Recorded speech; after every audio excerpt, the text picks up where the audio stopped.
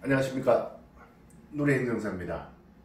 오늘은 소청심사 전반에 대해서 대략적인 거와 그 다음에 소청심사 청구 시 인용 강경을 위해서 필수적으로 검토해야 될 사항에 대해서 안내해 드리겠습니다.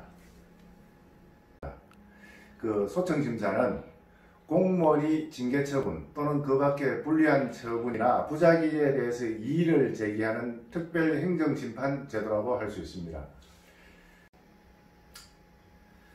자, 공무원이 징계 사유가 발생하면은 일단 그 감사부서에서 감찰 조사를 하게 됩니다. 조사를 하고 징계 요구를 하게 되는데, 먼저 징계 요구서와 출석 통지서를 받게 됩니다.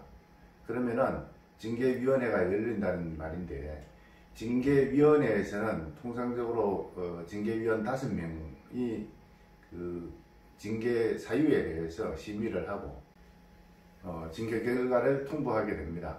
그러면은 어떤 징계에 해당하는 징계인지를 통보받게 되는데, 징계처분 사유설명서, 징계 이유서, 그 다음에 징계 부과금 의결서, 인사발령 통지서 등을 수령하게 됩니다.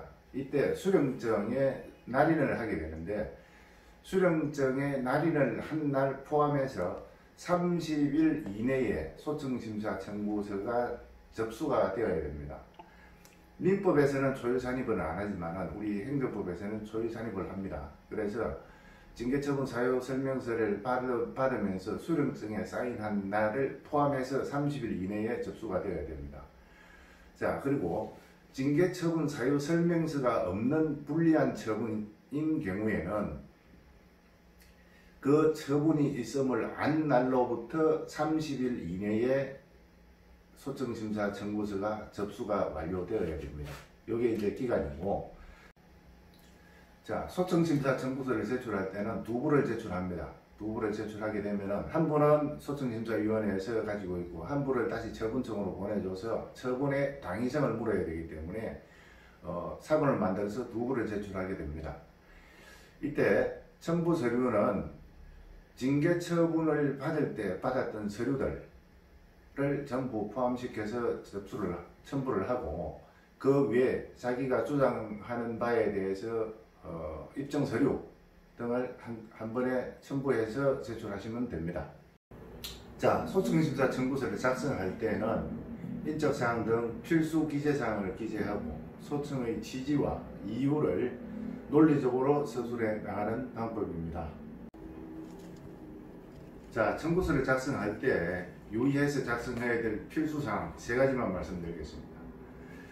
첫 번째, 처분청의 징계 사유에 대한 입증 부족. 두 번째, 재량권의 한계를 벗어난 위법한 처분이다. 세 번째는 여러 징계 중 징계 사유가 일부 부당하다 하는 것을 이 3가지에 유념해서 작성해야 됩니다. 징계 사유와 관련해서 형사소송의 범죄 사실에 대한 증명에 이르는 고도의 개연성을 인정할 수 있을 정도가 아니라 그에 버금가는 정도의 증명이 필요하다고 판시하는 등 행정처분의 입증 책임을 강하게 부여하고 있습니다. 자, 다음은 징계 사유 입증 부족으로 보는 사례를 보겠습니다. 일방 당사자 혹은 관련자의 진술에만 의존해서 징계 혐의를 인정하고 명백한 입증 자료 없이 징계 처분이 이루어진 경우, 또 진술이 번복되거나 해당 비위 사실이 명백하게 입증하기 어려운 경우, 이럴 경우는 법원에서도 정황 정도만으로는 원고의 비위 사실을 인정하기에는 부족하다라고 판단했습니다. 다음, 징계처분 관련자가 행사재판에서 무죄 판결을 받은 경우, 자, 이럴 때는 징계사유 입증이 부족하다고 보는 대표적인 사례입니다. 자, 이와 관련해서 소청심사위원회 사례를 하나 살펴보겠습니다. 자, 팀장의 지시에 불응하고 욕설 및 반항을 하고 조직 화합을 저해하며 성진 공고만을 일삼는 등 직무를 태만히 하여 정직 처분된 사건에서 소청인의 징계 사유는 모두 주변의 정언을 바탕으로 이루어진 상황에서 대부분의 사람들이 법정 정언을 거부하거나 법정에서 당시 상황에 대해 구체적으로 적응하지 못하여 소청인의 비리 사실이 명백하게 입증되지 못하였다고 보아 정직 처분을 취소한 사례가 있습니다. 자, 다음은 정상을 참작하여 징계를 해야 하는 경우인데 정상 참작을 참작해서 강경되는 사례를 하나 보도록 하겠습니다. 자, 사건 발생의 원인, 사후 대처 등을 종합적으로 고려해서 정상을 참작해서 처분을 내린 경우에 해당됩니다. 요 경우를 한번 보겠습니다.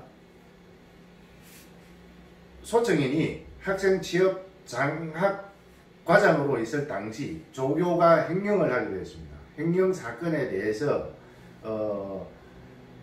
나중에 피해 회복을 위해서 자기 돈으로 1,000만 원 정도를 다시 메꿔 넣는 등 또 부족해진 장학 재원 마련을 하기 위해서 여러 노력한 점, 이런 점을 봤을 때 이 징계는 너무 가중하다, 재량권의 한계를 벗어났다 라고 해서 감봉 처분을 취소한 사례가 있습니다. 자, 다음은 강경 대상 표창이 누락된 경우에 이 징계는 위법하다라고 한 사례입니다. 사례를 보시면은 상훈 강경 사유에 해당하는 표창을 총 3회, 장관 표창 1회, 경찰청장 표창 2회가 있는데 징계 의결 요구 시 장관 표창 1회, 경찰청장 표창 1회만 적시를 하고 경찰청장 표창이 하나를 누락시켰을 경우에 이 징계 처분은 절차에 위반됐다라고 해서 강경된 사례입니다. 자, 인용 또는 강경을 받기 위해서는 제가 지금까지 쭉 여러 사례들을 말씀드렸는데 이런 사례들을 참작해서 청구서 작성을 하는데 도움이 되었으면 좋겠습니다. 오늘은 여기까지 그 인용 강경을 위해서 검토해야 할 사항들에 대해서 쭉 알아보았습니다. 다음에 시간 되면은 더 좋은 자료를 가지고 찾아뵙도록 하겠습니다. 그리고 참고로 제가 가지고 있는 이 책은 행정심판 소청심사 실무 전문가 과정, 그래서 이거는 제가 집필을 했고 아직 완성이 되어서 책으로 엮어내지는 않았지만은 이 책을 참고해서 제가 설명을 드리고 있으니까 요 분량 되는 대로 제가 열심히 소개해 드리겠습니다. 감사합니다.